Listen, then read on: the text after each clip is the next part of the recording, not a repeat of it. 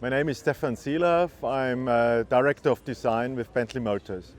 The Bentley EXP 100 GT is obviously our piece of celebration for the centenary of our wonderful brand, Bentley.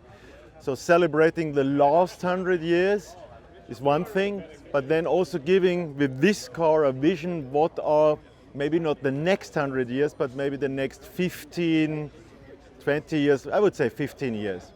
Beside the fact that we have obviously done a strong design statement for the future of our brand, we also did play a little bit with the subject of the future of luxury. Because as you know, we are dealing with Bentley in the luxury segment. We are delivering our cars to our luxury customer. And obviously the question we had to place, what is the future of luxury generally speaking? So an essential part of our brand is obviously drive and be driven, and also the fusion of the best of performance and luxury.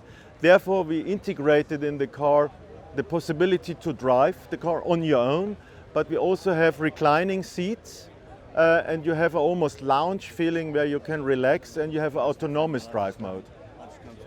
Well, when we talk about the size of the car, first of all, it's 5.80 meters. It's definitely that big because we want to create a feeling of generosity and luxury, especially when you have 2 seats, 3 seats, 4 seats in the car. Everything is obviously very flexible from a lounge feeling, but also in a 4-seat configuration, you want to give the customer, the future customer, a lot of spacious feeling. Therefore, we generated these really big doors to get people in and out easily. Obviously, they are big, as the car is big.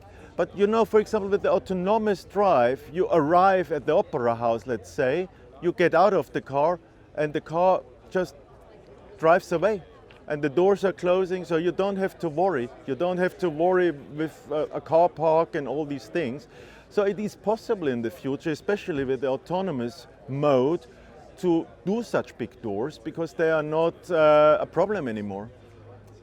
The layout we show over here is 3 seats, as you can see. So we have a driving situation with the driver's seat put in the front, and the steering wheel and the pedals are out, let's say.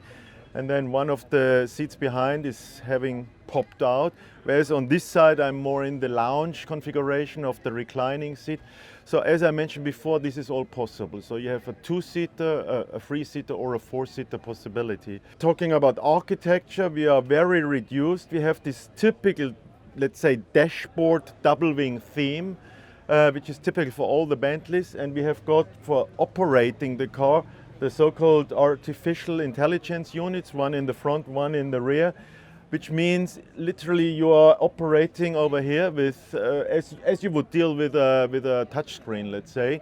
But altogether, the car is more or less recognizing you and knows your modes, what temperature you like in the car, and like a good butler in a way, serving you in the moment you need service, but not all the time. All the feedback is given in the front screen with a so-called inlaid OLED display. So it's not something which is reflected, but it is in the screen integrated as a transparent OLED screen. And this is roughly it. I mean, talking a bit more about the roof, we have a very, very fragile screen house with a so-called integrated chandelier, which is harvesting light into the interior of the car. We have an air purification system in the rear, so the air in the car is definitely always top quality. And then when we talk about materials, we have the 5,000-year-old riverwood, which is impregnated with copper. We have special kind of fabric. We don't call it leather because it's animal-free from the wine industry, but it feels and touches like leather. And we also cooperated with a British traditional producer. So all the fabric you see over here has been done with a 200-year-old textile producer in London. We have the so-called Trapanto technique, which is working 3-dimensional on the textiles in the door trim, which are, by the way, also illuminated and are more or less a tradition going back for hundreds of years doing crowning robes for the royal family. And even these artificial intelligence units are made out of glass.